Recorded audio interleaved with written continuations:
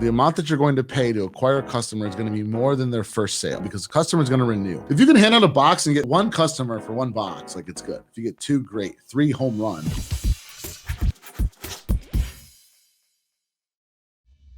Hey everybody, welcome back to a No Excuses with Chris G. I'm your host, Chris George, chairman and co-founder of SUBTA. Really excited today. I've got Greta Gray with Crafty on. Greta, how are you? Hi, Chris. I'm doing great. Thank you. How are you? I'm well. Thanks for jumping on and joining us today. And I know that you got some questions you want to ask me about how to grow your business. And for those of you that are watching for the first time, subscription owners will jump on. They'll fire off questions to me, and I'll give them the best advice that I can give to help them grow their business. And hopefully there's some tips that you can learn from this as well. And if you have any questions, feel free to throw them in the comments below, and I will get to them hopefully during this live, or I will get to them after. But before we start with your questions, we're going to tell everybody about Crafty and a little bit about yourself. Yeah. So I am not what I would call a natural entrepreneur. So I have about 10 years of marketing experience in the insurance industry. So very different from what I'm doing now. A lot of things that are applicable, but there's a bit of a learning curve with all of it. But 9 months ago, I had the idea for Crafty, and I was like, this is something that I have to do. I was like immediately excited about it when the idea came to me. So I launched Crafty last August, and so we've been in business for 9 months. And Crafty is a DIY subscription box. So every month we send a different craft project to our subscribers. So in February, it was concrete planters. We've done resin coasters, watercolor cards. Just it really runs the gamut because there's so many different things that creative people like to do. So we try to really hit a lot of different areas, but our subscribers love doing the crafts every month. They get all the supplies they need. They get a guide to be able to walk through the craft. And we started last August with about 35 boxes that initial month, and we're at about 190 subscribers now. So great. We're growing, and I'm excited to learn from you. That's great. Congrats on the success, and congrats on the new venture. As you said, entrepreneurship can be very hard, and it's new, and there's a lot of things and struggles and failures and learning experiences, but that's what makes it so great when it comes to fruition and works. So let's start off. What's your first question for me? Yeah. So being in marketing, I kind of went into this thinking like, I'm going to have all the skills I need to market this box. And it's very different. And, I'm used to working with $1 million budgets in a very different industry. And now this is my own business growing organically. And so I have a very small marketing budget. And I feel like what I've experimented with hasn't really worked. And that's mostly been like Facebook and Instagram ads. So this is a very general question, but can we just talk about what works? What kind of marketing works for subscription boxes? So is this a new full-time gig for you, or is this a side project to start? It's still a side project. Cool. Okay, good. So we don't need it to necessarily be profitable just quite yet. We wanted to build towards it. Okay, good. So look, the thing about Facebook ads and Instagram ads is sometimes you do got to have a bigger budget, right? Because you need to learn and take the data in from the different ad sets you're running. And sometimes it's harder when you're running on like $50 a day budgets to really, learn a ton about the demographic and which ones will work. But this is where you want to get scrappy with your marketing. And a lot of that can come with getting some brand awareness with some influencers and some micro influencers. Have you worked with any yet? I have, but I have not been very successful. Like I almost no sales from them. So, and what was the sort of campaign you ran with them? Like, did you pay them to promote it? Like, what did you do? Almost all of them reached out to me and asked for like a box in exchange for posting about it. Sure. And you saw no success, and where do they post it on? It's all been on Instagram. Sure. So the smaller influencers, no sales. And then I had one pretty large influencer do stories only. And I probably got like a handful of sales, but not as many as I thought I would. Sure. So one thing to think about is, how do you knowing that they came from that? Like you have the link in your Instagram bio, and then you're measuring people that clicked it? Yeah, but they have a discount code assigned to them. Got it. Yeah. Yeah. And then when you said a handful with the stories, like, was it like 3? Was it like 5? Was it like 5? Yeah. And you sent them one box and they got you 5 subscribers? Well, it was a partnership over a few months, but most of those subscribers were in the first month, I think, when they were most excited about it and posting the most stories. But what did you pay them, or you just give them a box? Just gave them a box. Well, I'd say that's a win. If you give one box and got like if you gave someone one box and got one subscriber, it's a win. Right. So you have to remember that with marketing, with subscriptions, the amount that you're going to pay to acquire a customer is going to be more than their first sale, right? Because the customer is going to renew. You want them to stay on for 6, 7, 8 months. It's not like you're selling a t-shirt that costs $50 and you only want to spend 10 to get the customer. It's not working like that because you've got renewable. You have the customers that are going to renew. So you're always going to spend more. Example, one of my brands that I was former co-founder of and CEO, Gentleman's Box, we used to spend $60, $70 to acquire a customer that was paying $29 on the first purchase. But customer would renew for 8 months. Right now we're getting 8 times 30, which is basically, what is that? 200, no. Why can't I do the math on that? Yeah, $240. And then take out our costs at 50%. We make 120. And we paid 60 to make 120. That's worth it. Right? You want to be at a 3-to-1, but initial stages 2-to-1 is still good. Like our premium, we used to spend $150 to get a customer. We were making $400 on them. Okay. But the $150 was $50 more than they were spending on the first purchase, right? It's okay though, because as they start renewing, you're going to make more. So if you can hand out a box and get 3 to 4, if you get one customer for one box, like it's good. If you get 2, great. 3, home run. 4, grand slam. Like 5, like World Series, right? Like it's a huge win. So I think sometimes there's also an inherent benefit to the people that you gave the box to because they took photos of it. And now you've got assets that you can use. You can repost it on your own pages. You're also using hashtags. That's also bringing brand awareness, right? As far as you know, somebody saw that, went to Google, searched Crafty, and then purchased. You can't even then you have nothing tracking that it came from it, right? What you want to look at is how much did you spend in marketing overall for the month and how many new subscribers did you get? Okay. Now you're getting a blended customer acquisition cost. So my advice is that. My other advice is to get with YouTube influencers because YouTube influencers will actually maybe build the project for it. Like they may actually do it. They'll actually describe it in detail versus just a picture. They'll show the different pieces to it. They'll show the booklet. They'll show what it's going to look like. They can show how this is a fun thing. I might find like YouTubers that are couples because this is maybe something you do as a couple, like is like a date night at home, right? And building something really cool. So that's what I would do. I would look at TikTok. I've said this before. I'm a big TikTok guy. I think that there's a lot of awareness and eyeballs there. And you can make some pretty cool videos with TikTok. Like imagine like a video that's like at like 5x speed of somebody like start to finish putting something together, then showing it. That can be pretty cool. This is all just organic content. You can create one of those videos and get 500,000 views. You can get 1 million views. So you got to get scrappy early on. Get some YouTubers to review it. Are you on the review sites like My Subscription Addiction or like A Year of Boxes? I haven't been. I'm on some of them just kind of random, like when they posted coupons or something, but I haven't been reviewed by them. You need them to review. Those are really good audiences there, and they're all there for subscription boxes. So get on some of those blog sites. Don't be afraid to give them a good referral fee. You pay them $20 to get a customer, pay them $20. Like it's going to be worth it. That's still half of what they're paying you on the first purchase. Even if you get a discount code for 10, they're paying 20, they're paying you 30 and you spent 20 to get them. Right. Okay. And so don't be afraid that your marketing spend is going to be more than the actual revenue that month, because the following month, when all the ones from the previous month renew, add in the new ones, it's going to start to now go into the green. Okay. Does that make sense? Yeah, it does. Yeah. Cool. Do you think there's a point where you start to see like the traction really build on some of those efforts? Like, or should it be like within a month I should be seeing those pay off? No, it takes time. Building a brand is very hard. It's one thing everybody doesn't understand. You want to build a brand, not a product, right? Like build a lifestyle, build a brand. It's gonna pay huge dividends for the future. I always give the example of like Apple and PC, right? So a PC is a better computer, more open source, and it's half the price. But everybody wants a MacBook, right? You never see somebody put a sticker over the MacBook Apple.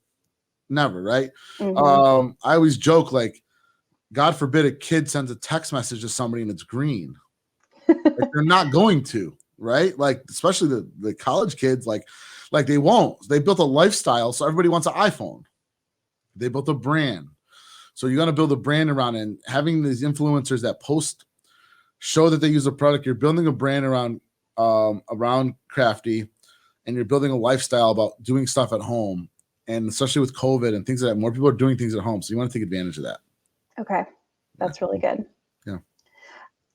Do you have a sense of like what a healthy marketing budget would be, like to kind of do this scrappy but invest a little bit at this stage in your business?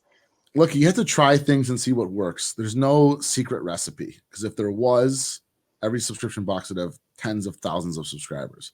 Things that work for you don't necessarily work for a different subscription box. You got to test and try.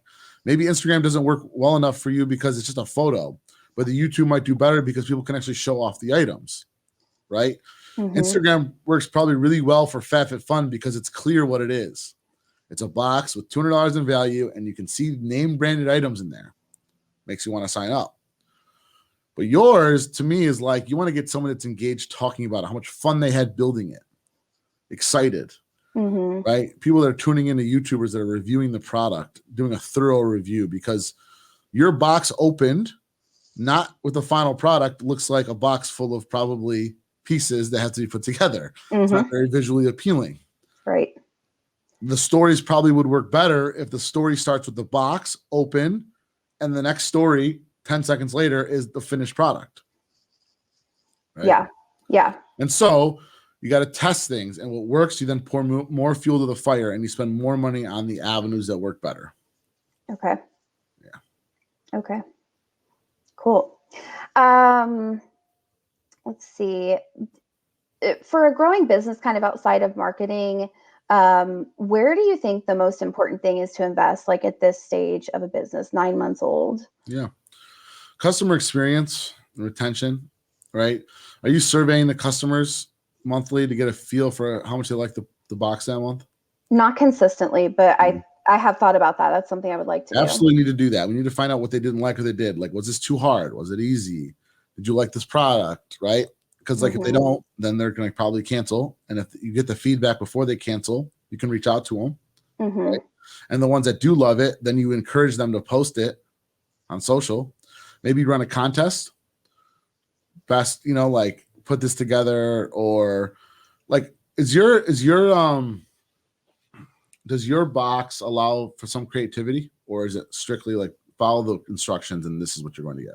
No, it definitely allows for creativity. That's a big part of it. I'm so glad that you said that. So let's run some contests. Let's get some people posting. Give away some stuff. Like maybe like there's I'm making some ideas for you, but like maybe there's a really cool art supply set, like a $200 one that's like got different paint brushes and paint. I don't know, right? And like build your box this month. Post on Instagram. Tag us. Use this hashtag. I'm going to pick a winner to win this prize. I love that. Yeah. Now you're getting some like organic reach. People are seeing them post it. People are then excited.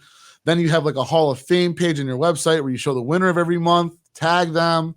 Like then you get super creative with some cool, fun things. That's a really good idea. Yeah, that's as long great. as you get one good idea out of these. Yeah, that's good, because I mean that is what I get most excited about, is when I see people posting their work, which not everyone does, and kind of surprises me. But because I always want to show off my stuff, but not everybody's super out there on. But now you got a reason for them to show. They want to win contests. Yeah, there's an incentive. Everybody likes a good contest. Yeah, I love that. Yeah. I love that. Speaking of kind of getting feedback, do you have suggestions for how to gather more reviews every month? Like I have a monthly drawing for people who leave reviews either on CreateJoy or on my website, but I still don't see a ton. Do you have any suggestions? So is there something you can give them that's of value? For example, can you put together an ebook on, like, if you have these 5 things at home, you can build this. And then say, hey, leave a review. I'm going to send you this ebook that you can only get by leaving a review. It's giving them something of value. So think about the things that coincide with like your brand and your product. Your product is about building crafts at home, right? What are like people that like to do that? What else do they like to do? Do they like to garden? Do they, I don't know, right? These are the things you need to answer. And then build an ebook around that. Give them something of value that they can then take. Like if you were a workout box, I would say like make an ebook about 10 workouts you can do at home with no free weights. And say, leave me a review. I'm going to give you this downloadable ebook. Yeah. Yeah, I think there are a lot of things that I can think of, Good. like for my specific audience. I mean, I think, yeah, these are creative people. They Yeah. are into exactly the kind of things that you mentioned. So that's a really good idea, because I had thought about like including a gift in their next box, but that makes like the fulfillment so much harder when I'm packing You know, boxes. It adds the expense. people like exclusivity. So, imagine maybe what you could also do is build a one-off of like 2 or 3 of a specific craft box, like a completely different one that you'll never get in a monthly, that you can win if you do the review. Now it's like something like, oh wow, I can win this like really cool craft box for free by leaving a review. And it's one Yes. that you only can get by doing the review. You can't get it any other way. You can't buy it. You won't get it in a monthly box. This is exclusive. And maybe it doesn't have to be as big. It could be small, right? Like something cool and small. Then like, yeah, I'll do it. Yeah. I love that. I love that because it's already proven they like that kind of Yeah. thing. And you're They giving them love something they can't get boxes. anywhere else, right? Like run a contest where the prize is something that is unique and cool. Yeah. That's great. Okay. So Yeah, many good ideas. I'm I here love it. um, so one of the problems with my box, not problems, just challenges with like growing this business is the actual like packing and fulfillment. Right now it's all happening in my apartment. So I love it. it's Where we all start. yeah, no, it's been really good and totally doable. But I'm curious just how like your box did that as it scaled, how other Yeah. boxes scale fulfillment over time. Yeah, well, for up to the first 1,000, I think it was buying pizza and beer for friends and family to come help. Look, you either hire somebody to come help. You only need a couple hundred, so it's not that hard. And eventually, when you get to that 1,000 plus, consider outsourcing it, because the fulfillment center is more than likely going to be able to pack and ship the product for cheaper than you're shipping it, Mm, because they get better rates for shipping because they're shipping in bulk and volume for many different brands. And it's also one less worry for you. Now, I outsourced it, then brought it all back in house. I brought it all back in house because I like the idea of control. Not only did I like the idea of control, my entrepreneurial mindset was like, well, I'm paying a fulfillment center a premium. If I can just build this process in house, hire a warehouse manager, I can actually fulfill for much cheaper. Now, I also had 2 other co-founders that were critical in this, right? Like John really handled all the operations. Paul was handling the website. I was on the marketing and just strategy side. Like, so I was in a position where I had really good help, right? My co-founders were a big help. But I think that, to get that off your plate, especially if this is your show and your show only right now, like when you get up to 3, 4, 500, find a fulfillment center that can handle it for you and take that off your plate, or hire somebody, like hire some college students or interns or high school students, get them over there, pay them, $10 an hour and let them get to work. yeah. Because Yeah. every hour you spend on that, you could spend on marketing, which should pay dividends, right? So can I spend 1 hour in marketing and get 1 more new subscriber? If so, yeah, pay somebody to do these. Yeah. That's a really good way to look at it. Yeah.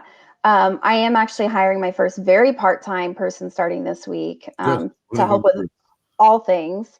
Good. Yeah, mostly, I mean, focus on shipping, supporting me with shipping, but some other things as well, just like admin type stuff with the What's business. your favorite part of the business?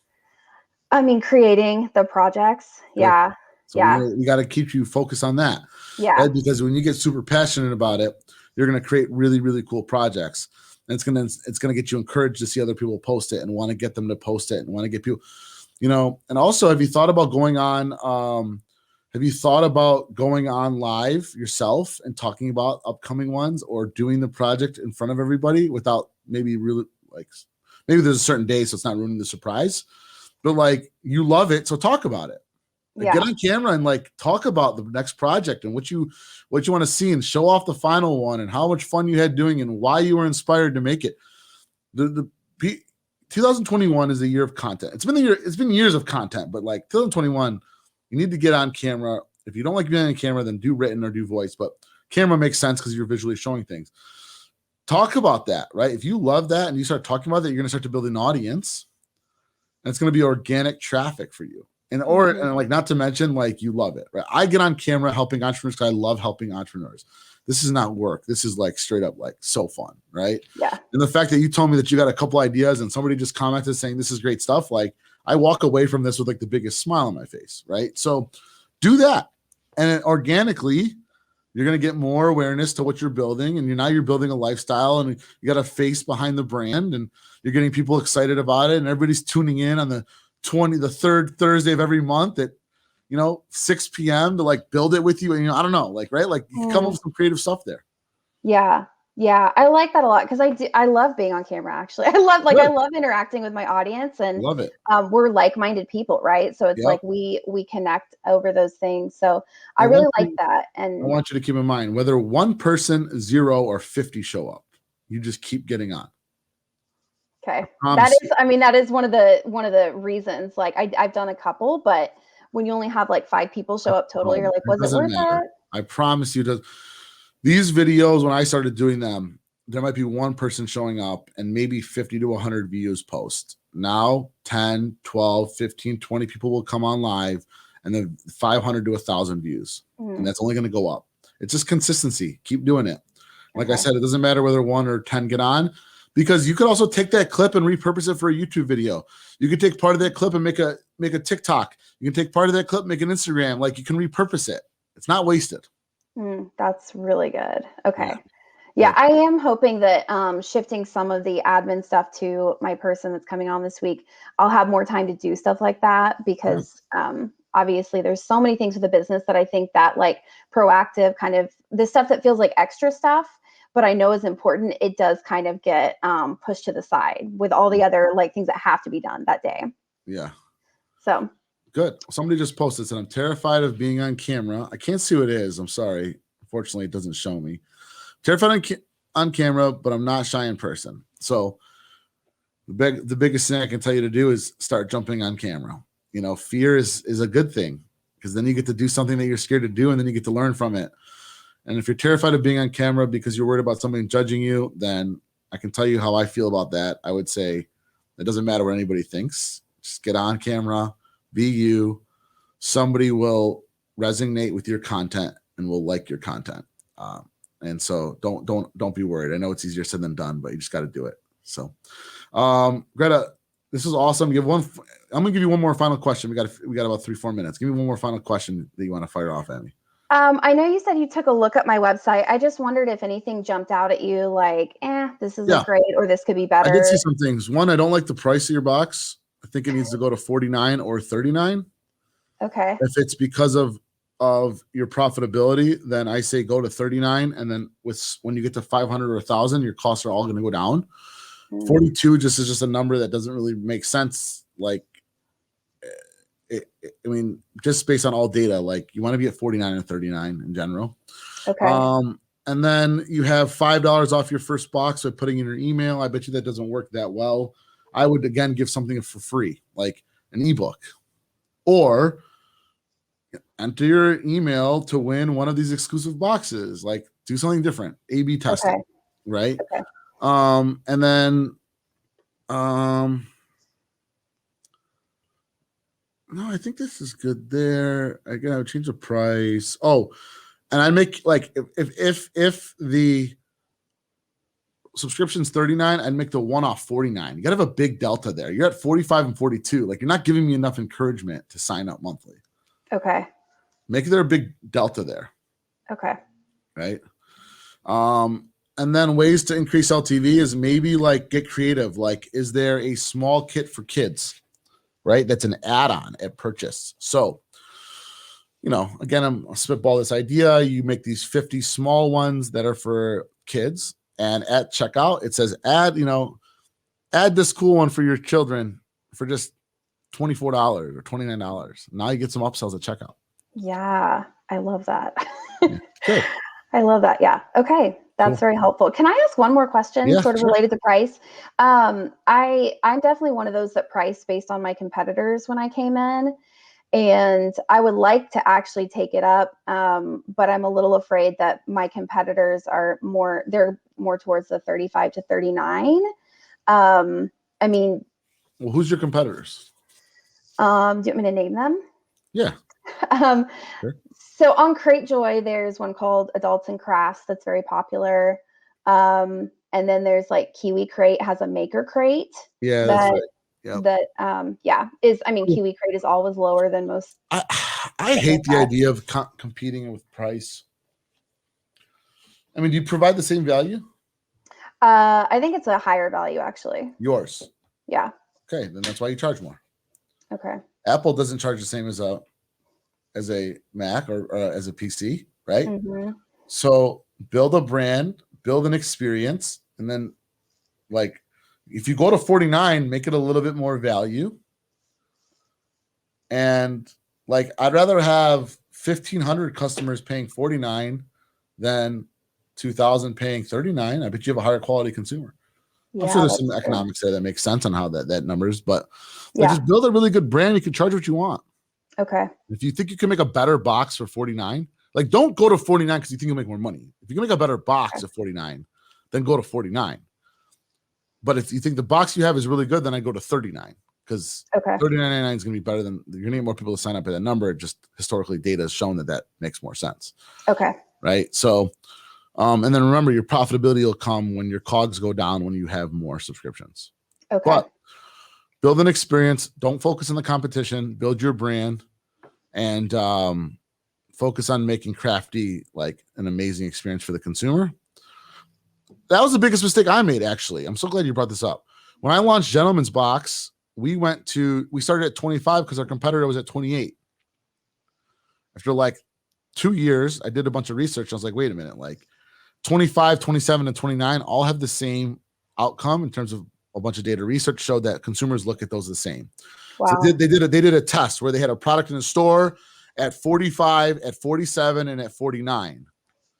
They sold more at 49 than they did at 47, and they sold the same at 49 than they did at 45. So we moved our price up to 29. No decrease in customer acquisition. Not a huge decrease in customers didn't fall off because we grandfathered in the current ones. Mm-hmm. So what I did was, all I did was cost myself millions of dollars because for 3 years I was charging $4 less than I had to. Yeah. So I wouldn't worry about that. Okay. Cool. Thank you. That's very helpful. Amazing. Thanks for jumping on. Good luck with everything.